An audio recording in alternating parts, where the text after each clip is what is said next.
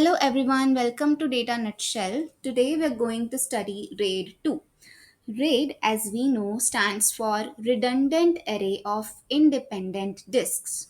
And RAID 2 is one of the earliest RAID levels ever designed.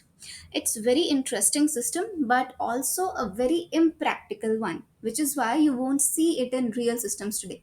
Let's understand how it works step by step. So the key feature of RAID 2 is actually bit level stripping. So in RAID 0, we strip data at block level as we saw. Disk 1 gets one block, then the next block goes to disk 2.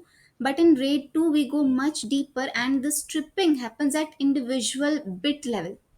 That means a single word of data. Let's say you have 8-bit words or you have 32-bit words. So each of those 32 bits will get split into individual bits and each bit will be stored on a different disks. So if you have 4-bit words, you need 4 disks to store one word. If you have 32-bit words, you need 32 disks to store one word of your data.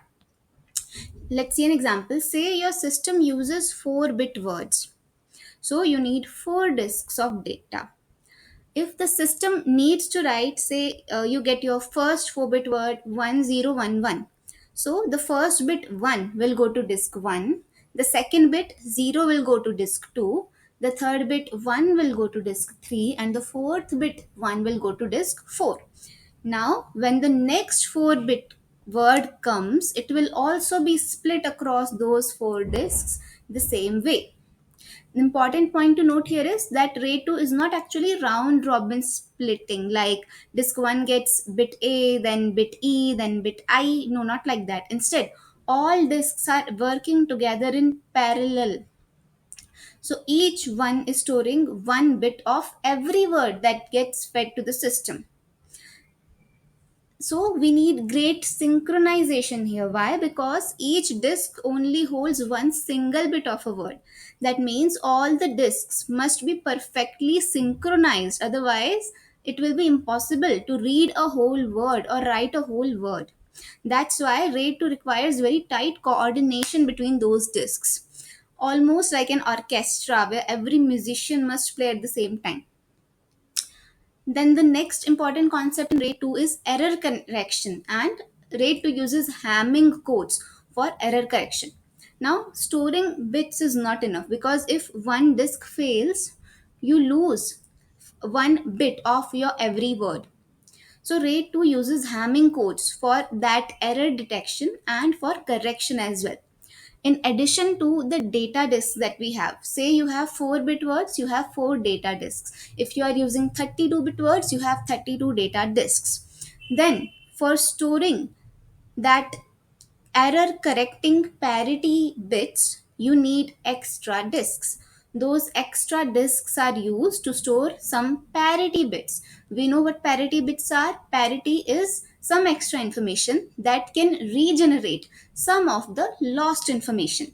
So we use Hamming's algorithm to generate some parity bits, and those parity bits are stored on some extra disks. These parity bits can detect and even correct single bit errors. So unlike RAID 1, which used mirroring, that is duplicacy of data, or RAID 5, which we will see, which uses simple XOR of bits, here in RAID 2, we are using mathematical error correcting codes using Hamming's algorithm. Let's take an example. Let's say we have 4 disks for 4-bit words. The Hamming code requires 3 extra disks for parity bits. So if you want to store a 4-bit word, it will be spread across 7 disks. 4 disks will store each of the 4 bits and 3 extra disks will store the parity bits. When you read back, the system will use both the data bits and the parity bits, and it will check if any of the data bits is corrupted. If it is corrupted, it will use those parity bits to regenerate the lost or corrupted bits. This is called Hamming correction. So let's observe it for a while and see how expensive it is. So if your system uses 32-bit words, you will need 32 disks just for data plus extra disks for parity. That means RAID 2 will easily take you 40 plus disks to store 32-bit words. This makes it very costly and very impractical for real world system. That's why we don't use it in today's time. Performance wise, reads and writes are very fast because all the disks are working in parallel, each supplying 1 bit. So it will be very fast.